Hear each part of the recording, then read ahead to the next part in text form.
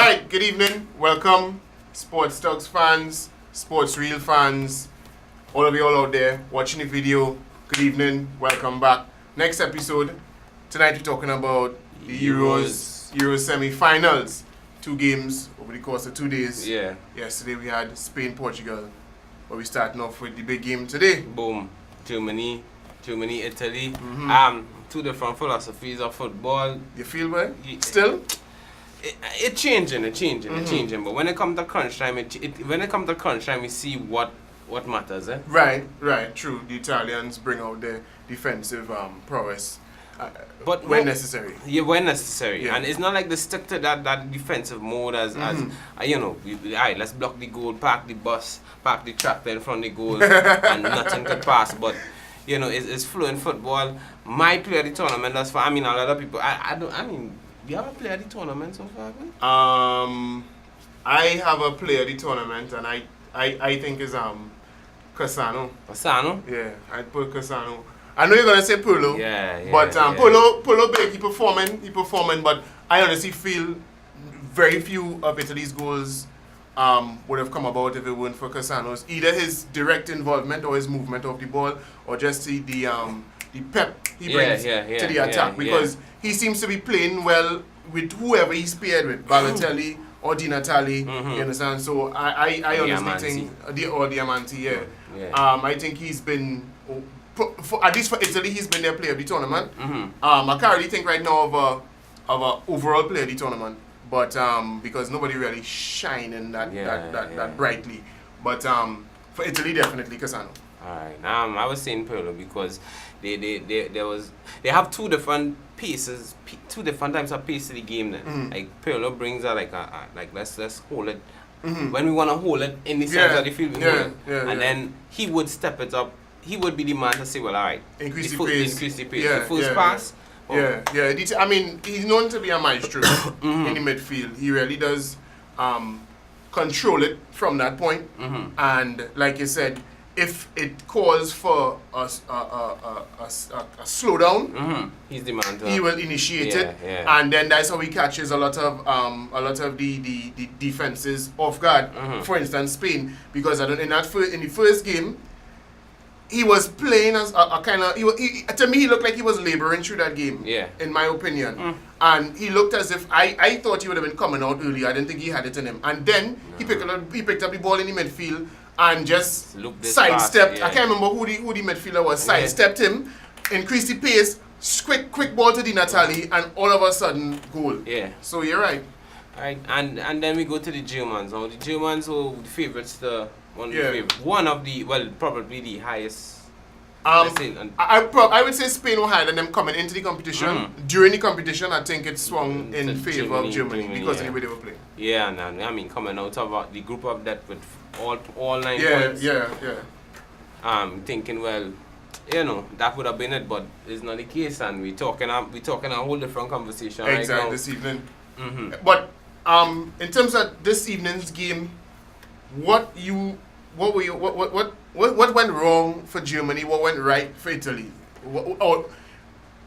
Actually, I want to ask you: is it that Italy won this game or Germany lost? Italy won the game.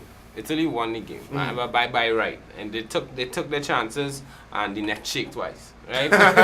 but the other thing about it is that it may be a case of people reading what Germany has to offer to the table. You know the formation, the surprise element of Philipp Lahm and Khedira in terms of getting a shot off at any point in time. But at the same time, is predictable to a certain extent. The play is predictable. Okay. And it. Some say it's a young team, and you would need probably the next 5 to 10 years to see them in full bloom. But they're playing the best football at the highest level right now. And the salary is not diminishing. So why not now? I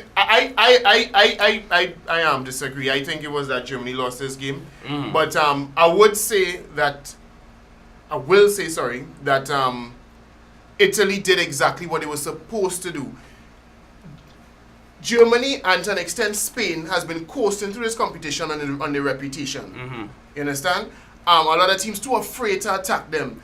They don't, let's see what they're made of. Mm-hmm. They are human. You know what I mean? Yeah. And a lot of, and I get the idea as if Germany came into this game as if they felt, well, by right, we pass the ball, we do the same things we do every day, and it will just happen. It will just happen.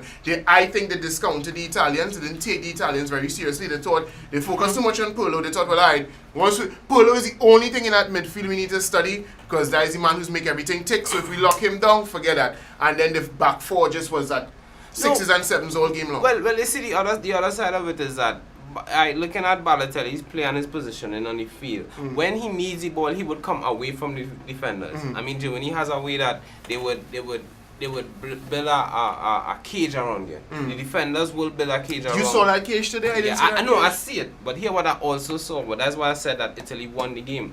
Balotelli making particular runs, like especially the second goal, a run that, I mean, you as a last defender, you can't leave But what that striker open. What Philip Lahm was doing there? Why was Philip Lahm the closest defender to him? Philip Lahm playing on the wing. Right. And why Where was Hummels? But Hummels was right in front of him, thinking that he would have been playing him offside now.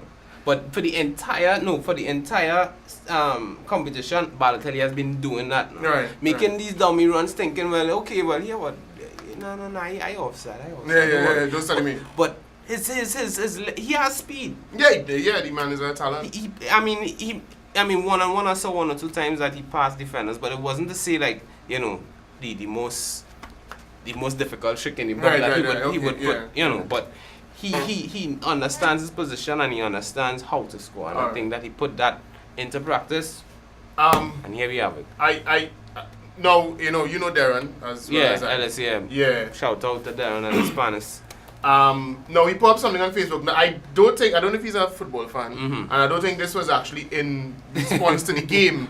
But he has his status was in anything, move with hunger and conviction, and you'll be victorious. Complacency and arrogance begets toilet paper, and I think that's exactly what went on with Germany today. They didn't come out to play 100%. They feel they could just phone it in and beat anybody, and they've found out the hard way.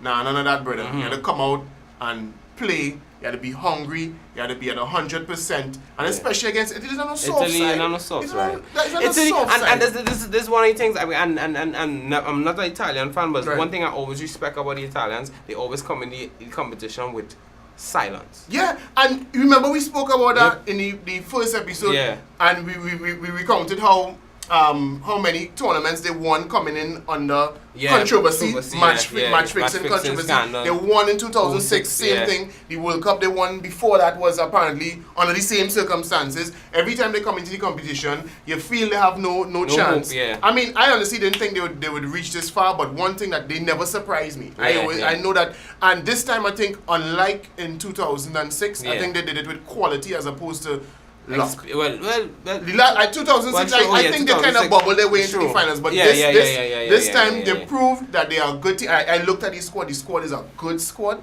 It is a Prandelli. He put together a very good team. That the chemistry of the Juve players coming in after a good season with all that confidence couldn't be overlooked. So I'm not surprised to see them this far. I wouldn't have bet for it. I didn't actually pick them to reach this far before, but the Italians never surprised. Yeah. Right. Well, that's it for now. When we return, we're going to have a quick commercial break. Lots of sponsors. And you gotta let the sponsors get word in. We can't talk right through, you know what I mean? They pay for the time. Yep. And when we come back, we're going to take a look at the other semi-final, which was the boring one, the one that most of you probably fell asleep through yesterday. Nah. I know I did. Nah. So Spain fans will fall asleep. Spain fans will fall asleep. They whistle the team. Anyhow. We're coming back. Yeah.